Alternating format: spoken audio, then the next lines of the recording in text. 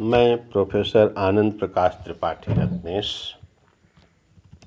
व्याख्यान का विषय है बौद्ध दर्शन में प्रतीत्य समुत्पाद। प्रतीत समुत्पाद बौद्ध दर्शन का आधारभूत सिद्धांत उसी तरह से है जैसे जैन दर्शन का अनेकांतवाद है और वेदांत दर्शन का मायावाद है। प्रतीत समुत्पाद जैसा नाम से स्पष्ट है, प्रतीत्य प्लस समुत्पाद। प्रतीत्य का मतलब होता है ऐसा होने पर, समुत्पाद का मतलब होता है ऐसा होता है, यानी ऐसा होने पर ऐसा होता है। अस्मिन् सत् इदं भवति, अस्मिन् असत् इदं न भवति। अगर ऐसा होगा तो ऐसा होने पर ऐसा होगा। तो एक तरह से ये प्रतीत समुत्पाद जो है ये बौद्ध दर्शन का कारण कार्य सिद्धांत है। जैसे कारण कार्यवाद में हम ये देखते हैं कि हर कार्य का कोई न कोई कारण होता है, बिना कारण के कोई घटना नहीं घटती है, अकारण कुछ भी नहीं होता है। तो वैसे ये प्रतीत समुत्पाद भी कहता है एक छोटी सी भी घटना घटी है तो उसका कोई न कोई कारण होगा। एक बड़ी घटना है तो उसका भी कारण होगा, एक मध्यम घटना है तो उसका भी कारण होगा। बिना कारण के कुछ भी नहीं हो सकता। तो इसलिए ये प्रतीत समुत्पाद कारण कार्य का सिद्धांत है, पहली बात। दूसरी बात, जो बौद्ध दार्शनिक कहते हैं कि ये प्रतीत समुत्पाद जो है ये मध्यम मार्ग है। ये मध्यम मार्ग है, ये कोई अति मार्ग नहीं है। और वैसे भी हम जानते हैं गौतम बुद्ध ने मध्यम मार्ग का प्रतिपादन किया। गौतम बुद्ध अति सर्वत्र वर्जयेत, अति जो है सर्वत्र उसकी वर्जना होनी चाहिए, अति को मान्यता नहीं मिलनी चाहिए, इसलिए मध्यम मार्ग का उन्होंने प्रवर्तन किया। अब ये प्रतीत समुत्पाद भी मध्यम मार्ग है। प्रतीत समुत्पाद कोई अति मार्ग नहीं है, मध्यम मार्ग है। कैसे, किसका मध्यम मार्ग है? तो कह रहे हैं कि भाई एक है शाश्वतवाद और एक है उच्छेदवाद। शाश्वतवाद और उच्छेदवाद के बीच का मार्ग है प्रतीत समुत्पाद। शाश्वतवाद जो ये कहता है कि वस्तु नित्य है, शाश्वत है, उत्पाद वैसे पृथक है, न उसकी उत्पत्ति होती है न उसका विनाश होता है। ये जो है एक तरह से हम कह सकते हैं कि शाश्वतवाद जो ये मानता है कि सब कुछ नित्य है, शाश्वत है, कुछ नष्ट नहीं होता है। और दूसरा अति क्या है? उच्छेद, यानी जब कोई चीज़ नष्ट होती है तो उसका रंच मात्र भी शेष नहीं रह जाता, कुछ भी शेष नहीं रह जाता। तो इसलिए प्रतीत समुत्पाद शाश्वतवाद नहीं है, क्योंकि प्रतीत समुत्पाद ये नहीं मानता है कि सब कुछ नित्य है। और जो कारण कार्य में आस्था रखता हो वो नित्यत्ववाद से तो परे होगा ही होगा, क्योंकि जब हर कार्य का कोई कारण है, हर कार्य जब उत्पन्न हो रहा है तो वो नष्ट तो होगा, इसलिए शाश्वतवाद होने का प्रश्न ही नहीं है। कारणता का तो नष्ट होना स्वाभाविक है, इसलिए वो शाश्वतवाद तो नहीं हो सकता। लेकिन कह रहे हैं कि प्रतीत समुत्पाद उच्छेदवाद भी नहीं है। उच्छेदवाद क्या कहता है? जब कोई चीज़ नष्ट होती है तो उसका निरंश भी शेष नहीं रहता, कुछ भी शेष नहीं रहता, सब कुछ नष्ट हो जाता है। लेकिन प्रतीत समुत्पाद ऐसा नहीं मानता है। प्रतीत समुत्पाद तो ये कहता है कि अगर कोई चीज़ नष्ट होती है तो वो अपना हस्ताक्षर अगले क्षण पे छोड़ कर जाती है, यानी वो पूरी तरह से नष्ट नहीं होती है, वो आगे पर अपना हस्ताक्षर छोड़ जाती है। तो इसलिए उच्छेदवाद नहीं है, यानी प्रतीत समुत्पाद न तो शाश्वतवाद है और न उच्छेदवाद है। इसलिए माध्यमिक कारिका में नागार्जुन जी ने बहुत सही कहा, यह प्रतीत समुत्पादः शून्यताम ताम प्रचक्षमहे सा प्रज्ञप्ति उपादाय प्रतिपत शैव मध्यमा। ये प्रतिपत शैव मध्यमा, ये मध्यम मार्ग है। प्रतीत समुत्पाद न शाश्वतवाद है न उच्छेदवाद है, ये मध्यम मार्ग है। तो इस तरह से उन्होंने इसको प्रतिपत शैव मध्यमा कह करके मध्यम मार्ग के रूप में स्थापित किया। अब जब प्रतिसमुच्चयवाद ये कहता है कि दिस बीइंग दैट राइजेस, ऐसा होने पर ही ऐसा होगा। तो जब इस प्रकार का कारण होगा तो इस प्रकार की कार्य की उत्पत्ति हो सकती है। तो इस तरह से इस कारण कार्यवाद सिद्धांत को गौतम बुद्ध ने द्वादश निदान के द्वारा समझाने का प्रयास किया है। द्वादश निदान यानी प्रतिसमुच्चयवाद का आधार द्वादश, बौद्ध दर्शन का आधारभूत सिद्धांत प्रतिसमुच्चयवाद है और प्रतिसमुच्चयवाद का जो आधार है वो है द्वादश निदान, यानी जो 12 निदान है, जो कारण और कार्य की ये 12 की श्रृंखला है, द्वादश निदान, ये जो है ये प्रतिसमुच्चयवाद का आधार है। इससे प्रतिसमुच्चयवाद सिद्ध होता है।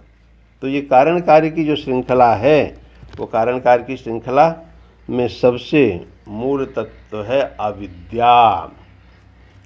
अविद्या जिसे अज्ञानता कहते हैं।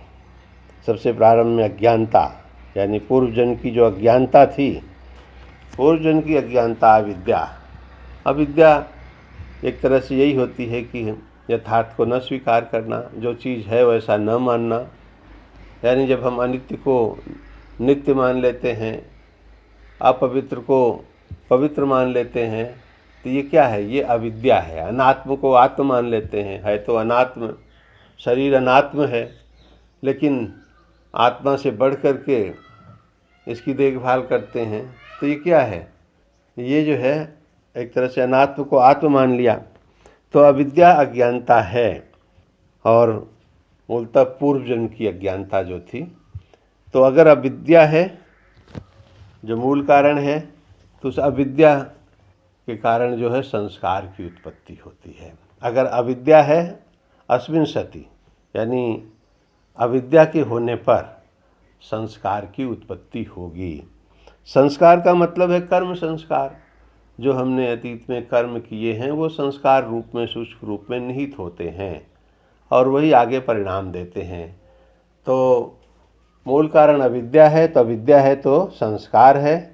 अब संस्कार है तो विज्ञान भी है, यानी संस्कार का परिणाम जब पूर्व जन्म के कर्म संस्कार जो हैं वो वर्तमान में जन्म लेने के लिए प्रेरित करते हैं।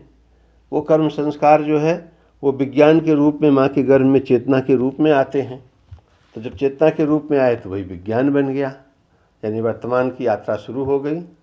अतीत की यात्रा अविद्या और संस्कार में थी, अब वर्तमान की यात्रा विज्ञान में शुरू हो गई चेतना के रूप में। अब जब चेतना है, माँ के गर्भ में चेतना है, तो धीरे धीरे उस भ्रूण का विकास जब मानसिक और शारीरिक रूप में होता है तो उसको नाम रूप कहते हैं। तो ये मानसिक और शारीरिक रूप में जब विकास होता है तो वो नाम और रूप ये दोनों बनता है। नाम और रूप वो दोनों लेते हैं, तो मानसिक और शारीरिक आकार को नाम और रूप कहा गया। और फिर अगर नाम रूप हो गया तो षडायतन होगा ही, यानी नाम रूप का जो परिणाम है, कार्य है, वो षडायतन है।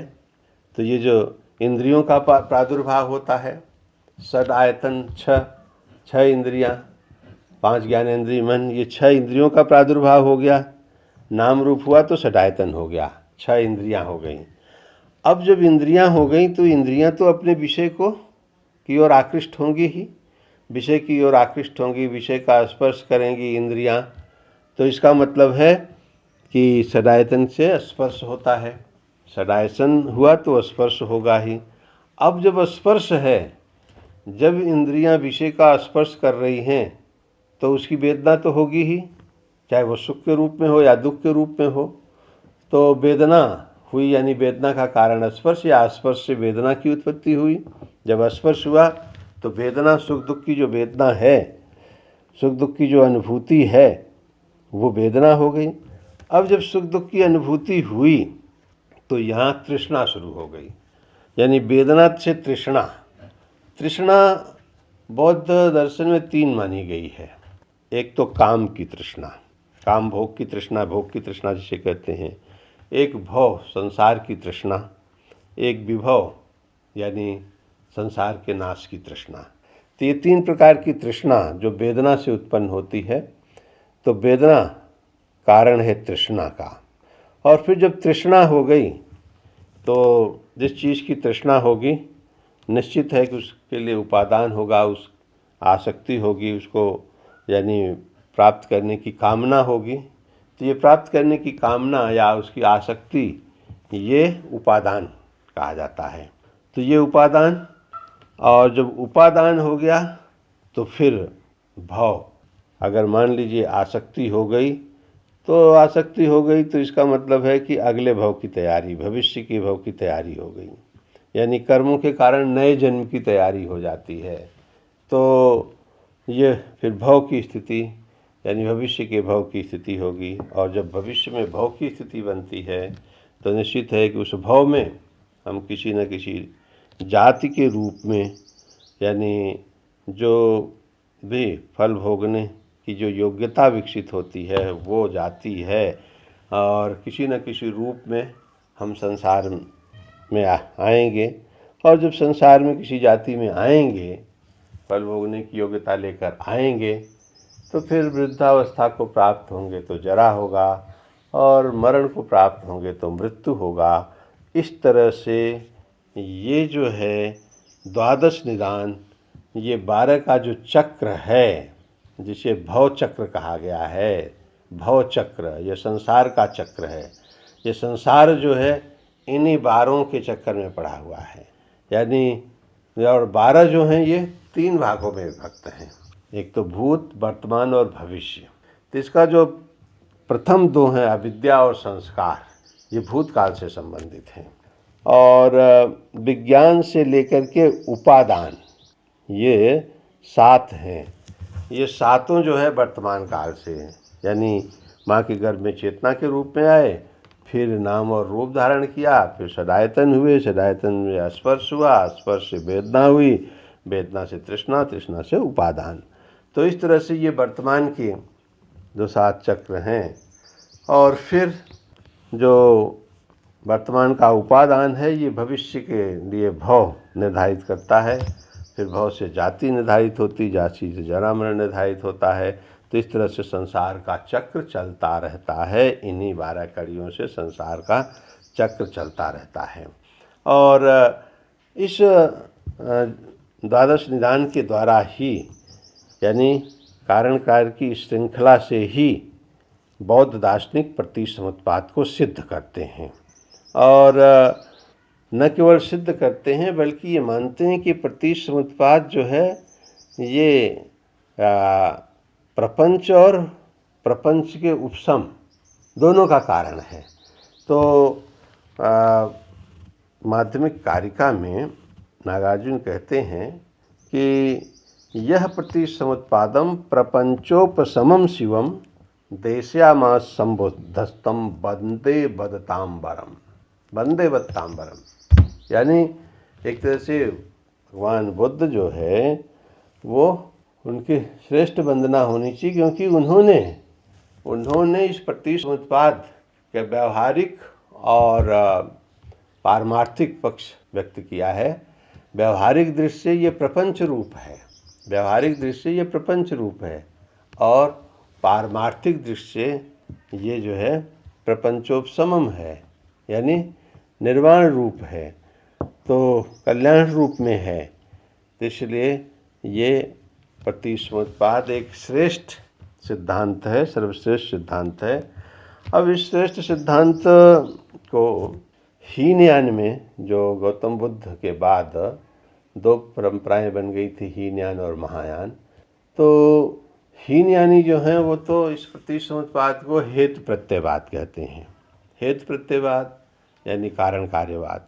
तो ये एक तरह से कारण कार्यवाद का सिद्धांत है, इसको इसी रूप में लेना चाहिए, ऐसा जो है हीनयानी बतलाते हैं। लेकिन महायानी इसे सापेक्षवाद कहते हैं। ये सापेक्षवाद है, यहाँ जो है ये दृष्टि के अनुसार है। तो दृष्टि के अनुसार जैसे हम कह सकते हैं कि एक तो जो व्यवहारिक दृष्टि, जैसा मैंने कहा कि व्यवहारिक दृष्टि से ये क्या है, ये प्रपंच रूप है। व्यवहारिक दृष्टि से तो प्रपंच रूप है, यानी ये दुखों का चक्र है व्यवहारिक दृष्टि से। और पारमार्थिक दृष्टि से जो है ये प्रपंच का उपसव है, यानी परम मंगलमय परमानंद, मंगलमय परमानंद की स्थिति है। तो इस रूप में हम इसको देख सकते हैं। तो ये यही सापेक्षवाद है। महायान में जो प्रतिसमुच्चयवाद को सापेक्षवाद कहा गया, इसी दृष्टि से कहा गया कि व्यवहारिक दृष्टि से ये प्रतिसमुच्चयवाद जो है वो एक तरह से कह सकते हैं कि प्रपंच रूप है, दुखमय रूप है, दुख चक्र का भवचक्र का रूप है, संसार के चक्र का रूप है। और जो पारमार्थिक दृष्टि से ये परम मंगलमय परमानंद रूप है। और इस तरह से इसको प्रतिसमुच्चयवाद को सापेक्षवाद कहा जा सकता है। तो कुल मिलाकर के हम ये कह सकते हैं कि बौद्ध दर्शन का सबसे महत्वपूर्ण सिद्धांत प्रतिसमुच्चयवाद, जो एक कारण कार्यवाद का सिद्धांत है। और इस कारण कार्यवाद की व्याख्या जो है वो द्वादश निदान के द्वारा संभव होती है। अविद्या से लेकर के जरामरण तक का जो चक्र है, उस चक्र के माध्यम से प्रतिसमुच्चयवाद स्पष्ट होता है। यानी हर कार्य का कोई न कोई कारण होता है। तो एक तरह से ये प्रतिसमुच्चयवाद जो है वो अनित्यत्व का द्योतक है, नित्यत्व का नहीं। धन्यवाद।